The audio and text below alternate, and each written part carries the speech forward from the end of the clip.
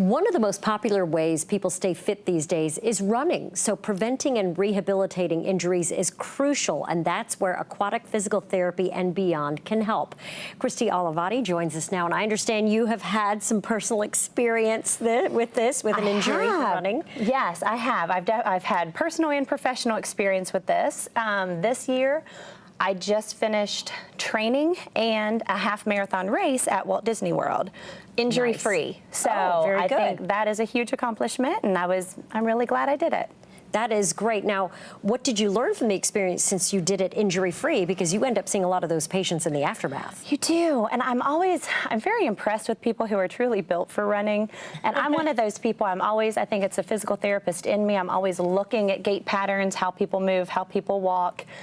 And there were 26,000 people that registered for this race. And even as I'm running, I'm watching people, and I just see the propensity for injuries with probably 75–80% of the people in the race. Now, the person who finished in, an hour and 17 minutes, her form was amazing. But there's so few of us that are really built for running, and such little abnormalities in our gait or little weaknesses that we may have are exacerbated with running, so it can really set us up for injury. Okay, so what are some of the most common injuries that you see from runners? The most common things that I will see, IT band friction syndrome is very common. I've heard that term a lot, the IT bands. The IT band is a vicious structure.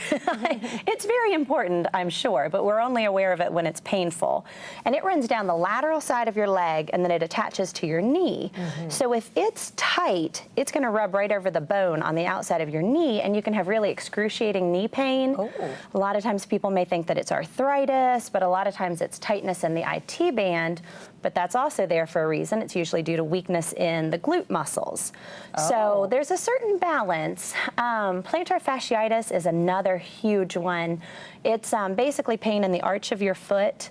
And it's worse first thing in the morning. When you go to stand up after being in bed all day, it'll be at the arch closest to your heel. Yeah. And it's just shooting pain immediately. And it's your body telling you need to change something. Okay. And then anything from, just ankle pain, knee pain, hip pain, even low back pain, because we have to have a certain amount of rotation with running through your trunk, that if there's any weak links in any of these areas, they can just really be exacerbated with the running.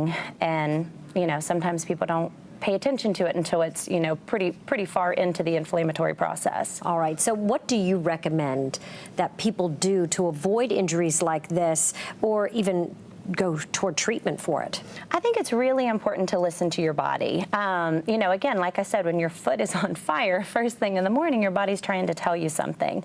I think the no pain, no gain mentality is not necessarily the way to go, especially with running. You're going to start getting signs that something is too tight, that something is painful. And usually, especially with things like tendonitis or bursitis, the pain doesn't occur until after the activity. And once it's at its absolute worst, it occurs during the activity. So now you've taken it from a stage 1 to a stage 3 before you even pay attention to it.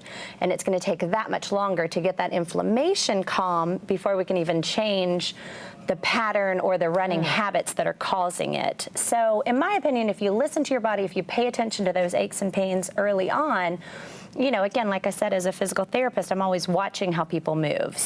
And you can get physical therapy to try and keep everything in tune. Exactly. And what's really great is we can, when you come in for an evaluation, everything in the body is about balance. So initially, we're going to be looking specifically, at strength. Are you stronger here, weaker here? Are you tighter here, more flexible here? And we know, what's involved in running. So first, we're able to see where any of the imbalance may occur. We can assess the running pattern. Certain tendencies that people have with their running are going to set them up for injury. And then by having the water, that person who waits until the tendonitis is stage 3, we can get them in the water. We practice everything from there. We can even get them on the treadmill. We have the viewing window on the side, so we can watch everything about their running pattern. We can get them running, jumping, stretching, strengthening, and we can do it all in the water where they're pain-free before we ever get them back on land and hopefully back to their running program. Awesome. This is terrific stuff to think about, especially for you runners or want to be runners out there. Thank you, Christy. Thank you. And you can get in touch with Aquatic Physical Therapy and Beyond at 919-870-4444 or visit them on the web at aquaticpt.net.